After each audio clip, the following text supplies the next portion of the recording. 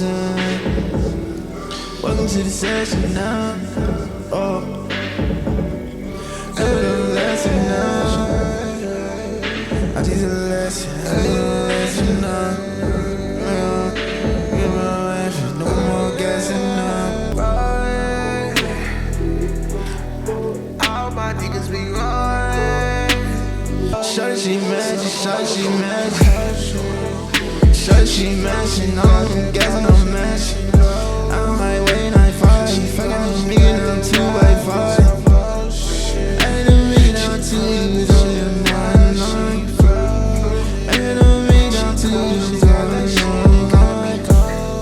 What's up, it's Debria Love, your favorite journalist, and I'm here with No Edit, like poetic but with an N. He began making music in 2014 when he decided school was no longer for him.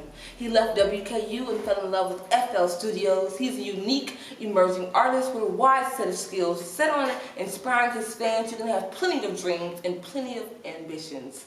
Inspired by Kanye, Drake, and Kid Cudi, just to name a few, he loves to take his fans on a cinematic, trippy experience. I'm here with No Edit.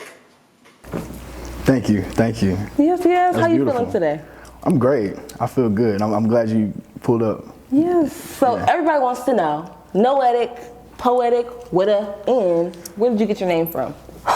Yeah, it's really a crazy story, to be honest. I needed a name when I started producing. I got to brand myself. I was just brainstorming, trying to figure out what I could call myself, and this word just came to my mind, noetic. I've never heard the word before, mind you, never.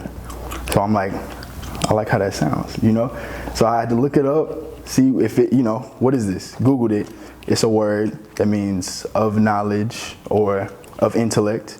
And I'm like, okay, I can rock with that, you know what I'm saying? And turns out that it's also a branch of science. It's a branch of quantum physics, noetic sciences, that deals with like atoms and how your mind can kind of shape things that are unseen. So I'm like, oh man, like I can identify with that. So it just stuck. Okay, so like how does that influence into your music? It's just, I love how it symbolizes just willpower, or like how, if you believe in something, you can manifest it, or you can make it your own. You can make something out of nothing. You know what I'm saying? Like yes. That's really, I really identify with that, and I kind of try to push that message to other people. That you can do that. If you really want to make something happen, you can make it happen if you want to. For sure. Speaking of making it happen, so how are you gonna make it happen? You are a videographer. You are also a producer. You produce all of your music. I do. So do you plan on just sticking to one, like I'm gonna just be into music, or do you want to like use all of your gifts at once? It's tough, man. I mean, I know it's confusing to people, like, oh, you do this, you do that, you do this. And it's like, I just have a dual passion. Like I can't not do one. You know what I'm saying? Like one helps the other. One builds the other one up. I love visuals for one. Like music is my. Yeah, the last video you did was epic. Thank you. Super dope. Thank you. We put a lot of work into it, and we had fun with that too. My crew helped me with that. But yeah, it's hard to say. So I go back and forth. I don't know what my first love is, because music. I come from a very musical household. Mm-hmm. I of course got the the R&B stimulus of all African American households. You know what I'm saying? We went through Avant. We went through Tank. Okay, Tank. Who else did y'all listen to? Jodeci. All the greats. Music Soul Child, stuff like that. You know what I'm saying? That love making music. Love making straight. You know what I'm saying? And but also from my mom, I got she loves Prince. Prince is her number one. Over Michael Jackson? Yeah. What? She gonna pick Prince every day. Yeah. Okay. So she got me into like an 80s bag. She introduced me to not only Prince, but like Hall and Oates and like, Tears for Fears and just weird 80s music, Okay. So I got a wide palette of music to come from a musical home. But my granny, we also love film.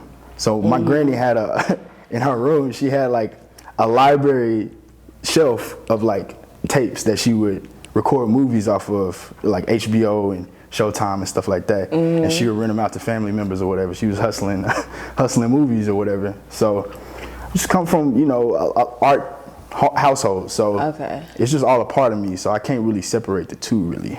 I feel that. So coming from an art household, how was it telling your parents? 'Cause I know as a creative, our parents want us to go to college, be a doctor, engineer. How was that talk with your parents? Be like, hey, I'm leaving school. I love music. Yeah. I mean, I always had a lot of support, to be honest. that's I never good. really had that, like, oh, you need to do this, or you need to. They never kind of pushed me to be a lawyer, doctor, whatever. They, you know, my family's just kind of believed in who I was as a person, you know, and how they raised me. You know, you'll be all right, you know, as far as what you'll do. I mean, it hasn't always been sunshine and rainbows, you know. Yeah. I'm sure they get nervous at some points, but yeah, I've always had good support. So I'm blessed because I know people don't have that, you know what I'm saying? So, That's amazing. yeah. So what do you say to those people who don't have that support? Like, have you ever felt like, ooh, when you're in the music industry or like trying to get into the industry big, like in those dark moments, how do you overcome, be like, I'm gonna still do it regardless? Like looking at the streams, they kind of low, like how do you push through? Yeah, I mean, it can get tough, trust. You know, support or not, but especially if you don't have support, it can get tough. But at the end of the day, you gotta be your number one supporter. Like, because, you know, especially if your parents not rocking with you, whatever, you gotta believe and just love what you do. Like, at the end of the day, you can't let nobody, you know, push you over here or tell you you're not good enough. Like, why? You know, what do they know that you don't see, or what? They don't know what you can do. You know what I'm saying? You know what picture is in your head. So I like to, you know, kind of instill that in people, because you gotta have that. Because not everybody gonna rock with you. For sure. Never. Boom. Okay, let's set it up. 5 years from now, you at the Grammys. How would you describe your genre of music? What category would you see yourself in? Category. I mean, I don't think they've made my category yet, to be honest. I don't think they, you know, I'm creating something completely new from the ground up. Like, I got my influences, but I just pull from so many different things. If I was to put a word on it, it's gonna be psychedelic. And I probably rap more than most of what I do, sing, or, you know, whatever. So probably psych rap, you know what I'm saying? I take you on a trip, you know. Definitely. I can put people in a trance, you know what I'm saying? And that's what I enjoy to do. But yeah, I'm really trying to build something from the ground up. I don't want to sound like nobody. Okay, I feel that. So what's this trip? You know, usually after trips you gain something. What do you want your fans to gain after listening to you or experiencing your music? I love this question, honestly. So the most thing that I want people to gain from my music is confidence. People ask me, you know, how do you stay the course, or just how do you do all the things that you do? And it's just like, I have ultimate belief in my vision, my sound, whatever. And to be honest, if I could bottle that feeling, that confidence, I would. I would sell it to everybody. I would give it for free, you know, to everybody. Yeah. But I can't. So the best way I can do that is really, you know, I want people to live vicariously through me. You know, if I'm talking my shit, I want people to feel like they the shit. Yeah. If I'm maybe going through something, I want you to know that you're not alone. If I'm, you know, triumphant or something, I want you to share that win or think about your wins. You know, I just want people to kind of get that confidence in themselves and also feel like they're not alone. You know what I'm saying? Ultimately. Okay, so what's next for you? What's next? So What do you expect? Any new albums coming out? YouTube, for sure. podcast? Oh, for sure. There's a lot on the way, for sure. So I just dropped the first part of my album. It's called State of Mind. And it's gonna be 3 parts. So it's all one project, but I'm splitting them up. And the second one is gonna be called Rising. It's coming soon. More videos, more visuals. You might see Debria in one of them, you know what I'm saying? Who knows? Stay tuned. But yeah, just a lot more content and visuals and collabs with some amazing people. I meet amazing people every day. So For sure. you know, I love to work and build with other people too. It's not just not just what I'm creating. I like to mesh minds with others. So, yeah. Absolutely. Okay. So you're creating the perfect track. Who's the producer and who's your feature? I mean, you're trying to get number one. Number one. Yeah, on the charts. So producer, I'm gonna have to go. I'm gonna have to throw Ye on there, man. Ye is still the GOAT to this day. Through all his bullshit, He is. you know, we still love him and he still make good music. And I think he's back in his bag. You know what I'm saying? That's the ultimate inspiration. So I gotta work with the GOAT.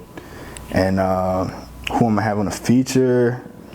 Man, I'm gonna throw my boy Abel in there, man. Weekend. I don't think he gets enough credit, dog. So I'm rocking with Abel, man. We gonna make a hit, smash, something different. We might be in the UK clubs or something. You know, who knows?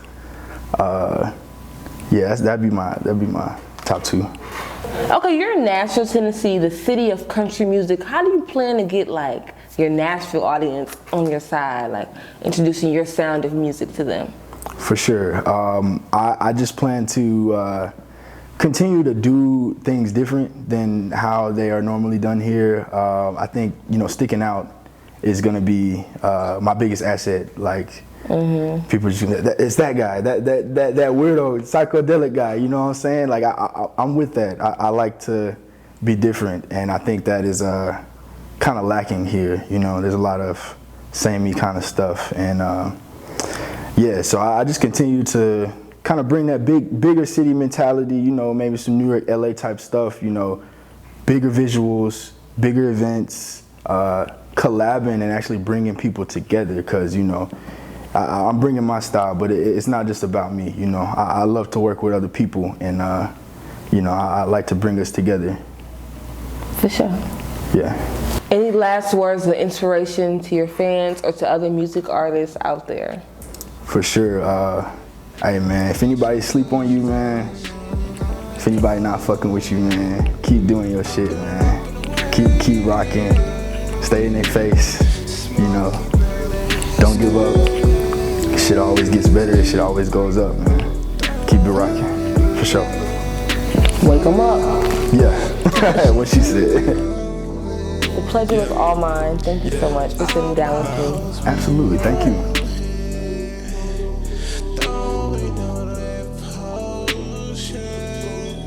All in that pose, it's all in the emotion.